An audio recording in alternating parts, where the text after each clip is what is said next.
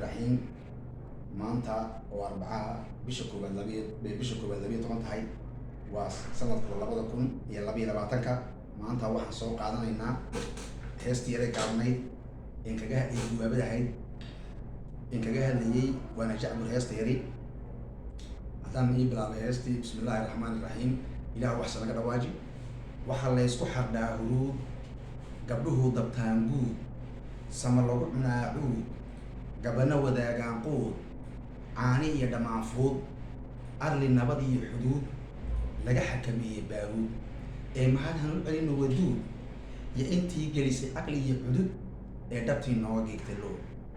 waxaa la isku xardhaa huruud, gabdhuhu dabtaan guud, sama lagu cunaa cuud, gabana wadaagaan quud, caani iyo dhammaanfuud, arli nabad iyo xuduud, laga xakameeyey baaruud, ee mahad hanu celino waduud, iyo intii gelisay aqli iyo cudud ee dhabtii nooga geegtay loo.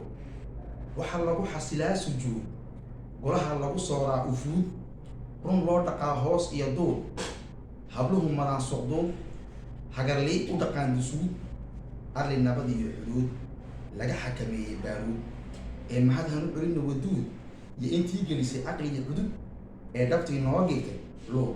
waxaa lagu xasilaa sujuud, golaha lagu sooraa ufuud, run loo dhaqaa hoos iyo duul, habluhu maraan socduud, hagarlii u dhaqaan dusuud, arli nabad iyo xuduud, laga xakameeyey baaruud, ee mahad hanu celino waduud, iyo intii gelisay aqli iyo cudud ee dhabtii nooga geegtay loo. waxaa intaa ku dhan heestii yara gaabnayd ee gubaabada ahayd ee bulshada kula hadlayay. waxaan idinkaga tegayaa kalimatul muslim.